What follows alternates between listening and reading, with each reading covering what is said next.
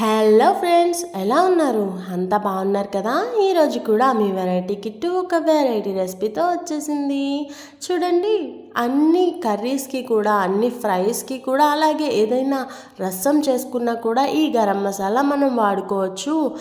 So అన్ని రకాల మసాలాలు అంటే ఓల్ గ్రామ్ గరం మసాలా అని చెప్పి మనం మార్కెట్లో తీసుకుంటే అన్నీ ఇస్తారు. లేదు అంటే ఇలా చూడండి, చూపించిన విధంగా జాజికాయ, జీలకర్ర, యాలకులు, శనగపప్పు, అలాగే దాల్చిన చెక్క, స్టార్ మొగ్గలు, అలాగే బిర్యానీ ఆకు, మెంతులు, ఒక చిన్న పసుపు కొమ్ము, మిరియాలు, లవంగాలు, షాజీరా, ఇలా అన్నీ కూడా ఒక్కొక్క స్పూను. ధనియాలు అయితే కొంచెం ఎక్కువ వేసుకుంటే బాగుంటుంది.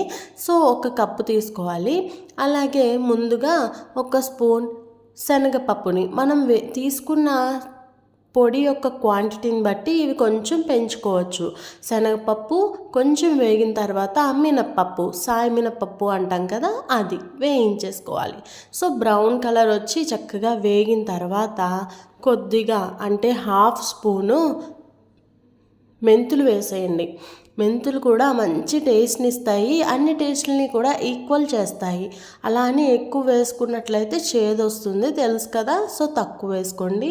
ఆ తర్వాత ధనియాలు ఒక కప్పు వేసుకోండి, ఈ ధనియా పౌడర్. సో ఇవన్నీ వేసామంటే ఎక్స్ట్రాగా మనం ధనియా పౌడర్, జీరా పౌడర్ ఇవన్నీ వేయకుండానే రోజువారీ కర్రీస్కి మంచి టేస్ట్ వచ్చేస్తుంది. ఇది ఒక్క స్పూన్ వేసుకున్నామంటే చక్కగా ఘాటుగా ఉంటుంది అండ్ టేస్ట్గా ఉంటుంది. ఆ తర్వాత మనం తీసుకున్న ఈ మసాలా దినుసులు అన్నీ కూడా చక్కగా మీడియం ఫ్లేమ్లో పెట్టి కలుపుకుంటూ బ్రౌన్ కలర్ వచ్చి అంటే గట్టి పడేంత వరకు ఎక్కడ తడి తేమ లేకుండా వేడి చేసుకోవాలి, అంటే ఫ్రై చేసుకోవాలి.